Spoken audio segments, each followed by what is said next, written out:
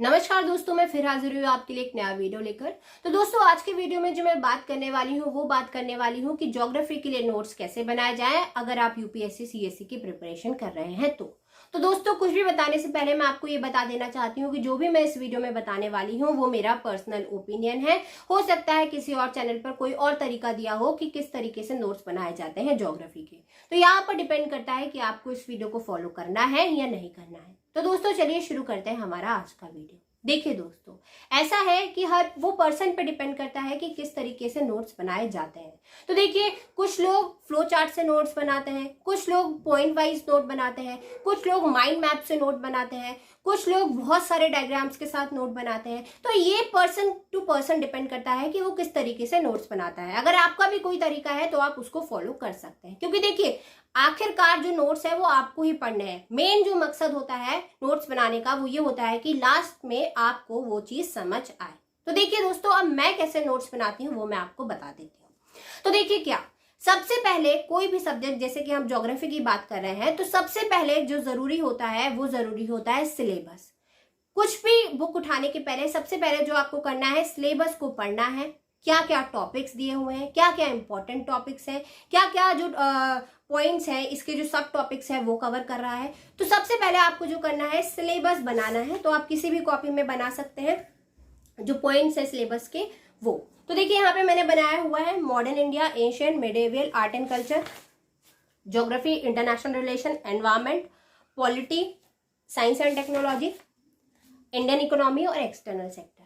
ठीक है, तो यहाँ पर मैंने बनाए रखे हैं कौन कौन से इंपॉर्टेंट पॉइंट्स हैं और ये मुझे याद भी है। ठीक है, तो अब मुझे समझ आ गया कि यार कौन कौन से पॉइंट्स हैं ज्योग्राफी के जो मुझे पढ़ने हैं। अब फॉर एग्जांपल आपने कोई बुक उठाई ज्योग्राफी के लिए, मैं हमेशा बोलती हूँ कि एनसीईआरटी ही सबसे पहले आप पढ़िएगा, क्योंकि एनसीईआरटी पढ़ना बहुत ही ज्यादा जरूरी है, क्योंकि 75 to 80% आपका कवर करती है सिलेबस। तो देखिए, यहाँ पर भी मैंने एक एनसीईआरटी उठाई है।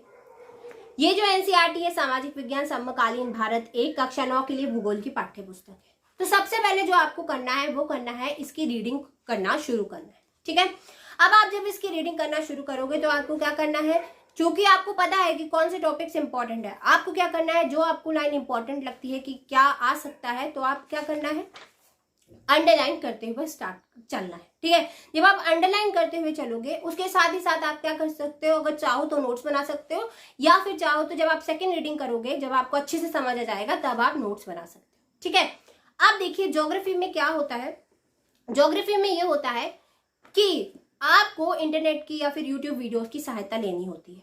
क्यों? क्योंकि उसमें क्या समझना पड़ता है ज्योग्राफी में। हिस्ट्री जैसा नहीं होता है कि जो लिखा हुआ है वही का वही उठा के लिख लें, आपको अपनी भाषा में लिखना होता है, ताकि आपको जब लास्ट में आप समझे तो आपको समझ आए। ठीक है, तो मैं यहाँ पे आपको एग्जाम्पल लेके समझाती हूँ। देखिए, मैंने अब जैसा कि मैंने आपको कहा कि डिपेंड करता है कि किस तरीके से नोट्स बनेंगे, फ्लो चार्ट में बनेंगे, लाइन डायग्राम में बनेंगे, माइंड मैप्स में बनेंगे, या फिर पॉइंट्स में बनेंगे। ठीक है, तो यहाँ पर भी मैंने यही किया है कि वो टॉपिक पर डिपेंड करता है। तो देखिए, जैसे कि मैं आपको एक एग्जाम्पल देती हूँ, जैसे कि ये मैंने बनाया हुआ है प्रवाल भित्ति का। ठीक है, ये मैंने बनाया हुआ है प्रवाल भित्ति का टॉपिक। आप यहाँ पर देखिए कि यहाँ पर मैंने पूरा जो टॉपिक है ये 3 पेज पे कवर कर दिया है। तो यहाँ पर आप देखेंगे कि मैंने ये जो टॉपिक बनाया है ये मैंने पॉइंट्स में भी बनाया है, यहाँ पे एक मैंने लाइन डायग्राम भी बनाया है। मैं आपको बता देती हूँ क्या बनाया है। पादप प्रवाल, ये इसको सुरक्षा देती है, यहाँ से क्या, फोटोसिंथेसिस, मतलब ये इसको भोजन देता है। तो ये लाइन डायग्राम से भी मैंने बनाया है। यहाँ पर मैंने मैप भी बनाया है कि किस तरीके से मैप कहाँ कहाँ पर जो प्रवाल है वो मिलते हैं, प्रवाल भित्तियां मिलती हैं। यहाँ पर मैंने बनाया है प्रवाल विरंजन कैसे होता है, और यहाँ पे मैंने टाइप्स ऑफ प्रवाल बनाए हैं, मतलब कितनी टाइप्स की कोरल रीफ होती है, जिसको मुझे लगा कि अगर मैं डायग्राम से बनाऊंगी तो ये मुझे समझने में ज्यादा आसानी होगी। तो ये देखिए, मैंने यहाँ पर डायग्राम से बनाए हुए हैं। ओके, तो ये मुझे समझने में आसानी हुई, इसलिए मैंने यहाँ पे डायग्राम बनाया। अब मैं आपको एक एग्जाम्पल और देती हूँ, क्योंकि मैं अपनी बात रखना चाह रही हूँ कि टॉपिक पे कैसे डिपेंड करता है किसी भी टॉपिक के नोट्स। ठीक है, अब मैं आपको एक एग्जांपल देती हूँ, जैसे कि ये है मेरे भारतीय जलवायु के नोट्स। ठीक है, अब आप देखेंगे कि भारतीय जलवायु वाला जो चैप्टर है, आप देखेंगे मैंने बहुत बड़े बड़े पैराग्राफ में ये नोट्स बनाए हैं। ये देखिए, बहुत बड़े बड़े पैराग्राफ में मैंने ये नोट्स बनाए। ये देखिए, अब मैंने ये बड़े बड़े पैराग्राफ्स में नोट्स मेरा बनाने का कारण ये है क्योंकि जहां से भी मैंने, जैसे फॉर एग्जांपल मैंने गूगल पर सर्च करके उस टॉपिक को देखा, यूट्यूब वीडियोस देखे, जो मुझे समझ आया, मतलब सिंप्लीफाई तरीके से जो मुझे समझा मैंने भारतीय जलवायु के बारे में, वो मैंने यहाँ पर अपनी भाषा में लिखा हुआ है। इस वजह से क्या ये जो नोट्स है ये बहुत बड़े बड़े पैराग्राफ में बट गए, क्योंकि मुझे नहीं समझ आया कि मैं इसका फ्लो चार्ट कैसे बनाऊं। क्योंकि यार देखो, भारतीय जलवायु जब तक आपको समझ नहीं आएगा ना चैप्टर, आप क्या उसमें लिखोगे मुझे तो समझ नहीं आता। ठीक है, तो भारतीय जलवायु का जो टॉपिक है, मेरे को यही लगा कि मैं अपनी भाषा में लिखूं, ताकि लास्ट मोमेंट पे जो भारतीय जलवायु के इंपॉर्टेंट पॉइंट्स होते हैं, कैसे पश्चिमी विक्षोभ आता है, भारत में एंटर करता है, क्या होता है, ठीक है, ITCZ क्या होता है, तो ये चीजें, मतलब उत्तर पूर्वी मानसून, दक्षिण पश्चिमी मानसून क्या होता है, कैसे ये एंटर करता है, तो मुझे समझ आ जाए। ठीक है, तो मुझे तो नहीं लगा कि इसे मैं फ्लो चार्ट से बनाऊं, तो इसलिए मैंने इसे पैरा से बनाया, अपनी भाषा में लिखा, ताकि मुझे लास्ट मोमेंट पे समझ आ जाए। तो देखिए, मैं थोड़ा सा आपको पढ़ के सुना देती हूँ कि मैंने क्या अपनी भाषा में लिखा है। जैसे कि यहाँ पर अगर मैं आपको एग्जाम्पल देती हूँ किसका, होने को तो बहुत सारा लिखा हुआ है पैरा में, उत्तर पूर्वी मानसून का यहाँ पे थोड़ा सा मैंने लिखा हुआ है। जैसे कि विषुवत रेखा पर, ठीक है, विषुवत रेखा पर सूर्य की लंबवत किरणें साल भर पड़ती है, तो विषुवत रेखा पर वायुमंडल गर्म होकर वायु ऊपर उठती है, इसके चलते विषुवत रेखा पर साल भर निम्न दाब पाया जाता है।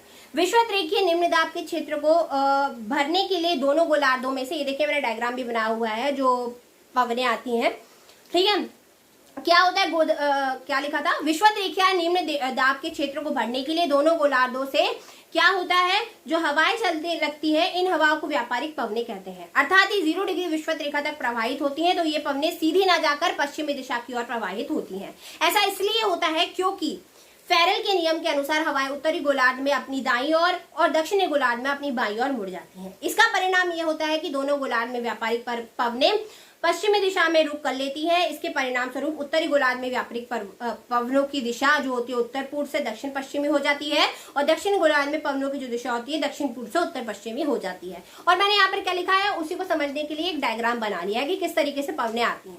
ठीक है, ये देखिए, तो मैंने अपने समझने के लिए क्या लिखा है, यहाँ पर बना लिया कि किस तरीके से मुझे समझना है। तो मुझे तो ये भारतीय जलवायु का चैप्टर ऐसा लगा कि मैं इसको कैसे कवर करूंगी, पैरा से ही कवर करूंगी। ठीक है, अब मैं आपको एक एग्जांपल और देती हूँ। जैसे कि ये मैंने मृदा का चैप्टर बनाया हुआ है, यहाँ पे भी मैंने डायग्राम से बनाने की कोशिश की है, पर मोस्ट इंपॉर्टेंट मैप से बनाने की कोशिश की है। और देखिए, मैप के साथ साथ यहाँ पर मैं आपको इसलिए दिखाना चाह रही थी कि यहाँ पर मैंने पॉइंट वाइज भी लिखा हुआ है चीज। ये देखिए, पॉइंट वाइज भी मैंने यहाँ पे टॉपिक्स कवर किए हैं। ठीक है, और जो मुझे हमेशा इंपॉर्टेंट लगता है, फॉर एग्जांपल मैंने इंटरनेट से कहीं पढ़ लिया या फिर कहीं मुझे इंपॉर्टेंट पॉइंट मिल गया वीडियो में, तो मैं उसको यहाँ लिख लेती हूँ, या मुझे बहुत इंपॉर्टेंट पॉइंट लगता है मैं तो उसको यहाँ पे ऊपर लिख लेती हूँ। ठीक है, तो ये आप भी कर सकते हैं। अब मैं आपको एक और दिखाती हूँ, एग्जाम्पल देती हूँ। यहाँ पे देखिए, पूरा पॉइंट वाइज लिखा हुआ है मैप की सहायता से। तो मैं आपको ये समझाना चाह रही थी कि यार डिपेंड करता है टॉपिक के ऊपर। एक और एग्जाम्पल मैं दे देती हूँ। ये देखिए, अपना समझने के लिए पृथ्वी का ये टॉर्च बनाया हुआ है, पृथ्वी बनाई हुई है, तो अपनी समझ के लिए मैंने डायग्राम को बनाया है, और ये जो टॉपिक है मुझे इससे समझ आ गया, तो मैंने इसको इतना ही बना के छोड़ दिया और यहाँ पे थोड़ा सा लिख लिया कि क्या समझना है। ठीक है, ये देखिए, दिन बड़ा छोटा कैसे होता है, तो मैंने उसका भी डायग्राम बनाया हुआ है। उसी तरीके से ज्वार भाटा का भी डायग्राम बनाया हुआ है, कैसे आते हैं। ठीक है, ये देखिए, और जैसे कि अगर मुझे डिफरेंस लिखना है तो मैंने यहाँ पे डिफरेंस लिख लिया। तो मेरा ये बताने का ये मकसद था कि इतने सारी चीजें मैंने आपको क्यों बताई बातें, वो ये मकसद था कि वो टॉपिक पे डिपेंड करता है कि किस तरीके का टॉपिक है, ये टॉपिक कैसे कवर होगा, फ्लो चार्ट में कवर होगा, या फिर आपका लाइन डायग्राम में कवर होगा, या फिर पॉइंट में कवर होगा, या पैरा में कवर होगा। तो ये आपको समझना है कि वो कौन सा टॉपिक है, इसमें क्या क्या चीजें आती हैं, क्या क्या बातें आपको लिखनी है, तो वो आपको समझना है। मैंने आपको एक एग्जांपल दे दिया कि किस तरीके से मैंने नोट्स बनाए हैं ज्योग्राफी के। तो अगर आपको इसको फॉलो करना है तो करिए, और अगर आपका अगर कोई और तरीका है नोट्स बनाने का, ठीक है, तो आप उसको भी फॉलो कर सकते हैं। ओके, तो दोस्तों कमेंट सेक्शन में अगर आपको कोई डाउट है तो आप वो भी पूछ सकते हैं। तो दोस्तों यही था हमारा आज का वीडियो। आई होप आपको ये वीडियो अच्छा लगा हो। मिलते हैं नेक्स्ट वीडियो में। Thank you so much.